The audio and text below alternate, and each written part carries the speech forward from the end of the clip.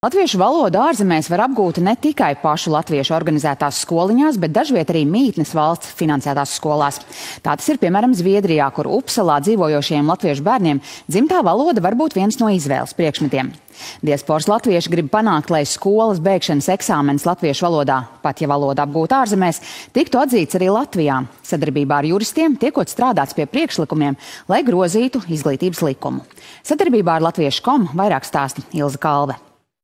Nana skola ir viena no skolām Upsalā, kur dažādu tautību bērni, kopskaitā 5800, apgūst dzimto valodu.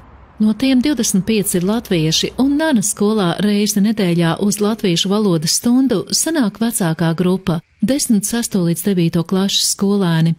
Tieši tāpat kā matemātikā vai dabas zinībās, arī latviešu valodas stundās tiek liktas atzīmes, un beidzot 9. klasi vērtējums tiek pieskaitīts kopējam punktu skaitam, kas sekmīgajiem dod iespēju mācīties ģimnāzijā.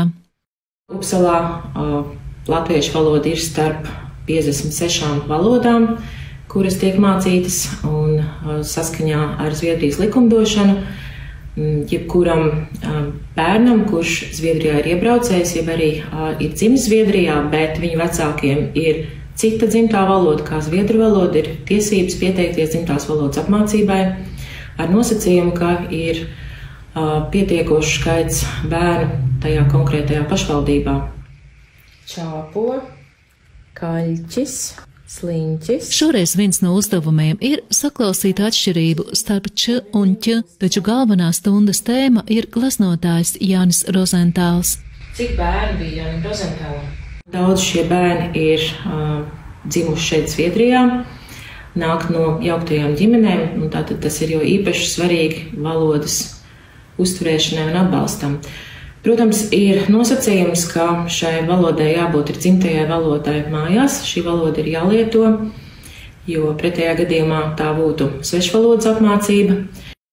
Skolēniem lielākās grūtības sagādā latviešu valodas gramatika. Dažiem nevisai veicas lasīšana, taču par spēlēm un izklaidējošām aktivitātēm sajūsmā ir visi. Es esmu ļoti pateicīga par iespēju, ka mani jaunākie bērni var apgūt dzimto valodu profesionālas skolotājas vadībā, jo pamanot viņu ikdienas komunikāciju, es redzu, ka tomēr intensīva zviedru valodas apguve un daudz angļu valodas visapkārt viņu ikdienā tomēr kavē latviešu valodas attīstību. Jo īpaši pusauģiem bērniem ir vieglāk aizmirst savu dzimto valodu, dēļ tā, ka viņi ļoti ilgu laiku jau no maza vecuma dzīvo citā valstī, viņi pieraduši citai valodai.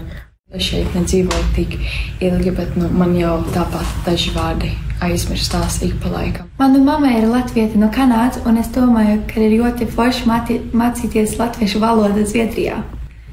Diemžēl Zviedrijas skolas 9. klases beigšanas eksāmenis latviešu valodā Latvijā atzīts netiek.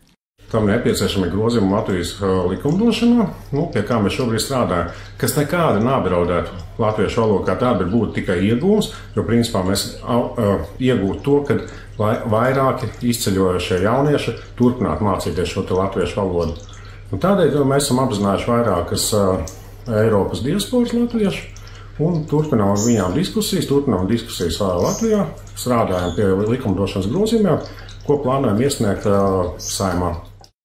Tikmēr Upsalas latviešiem galvenais ir iegūtās zināšanas. Ilze Kalve, Latviešu.com sadarbībā ar diasporas reportieriem speciāli Latvijas televīzijai.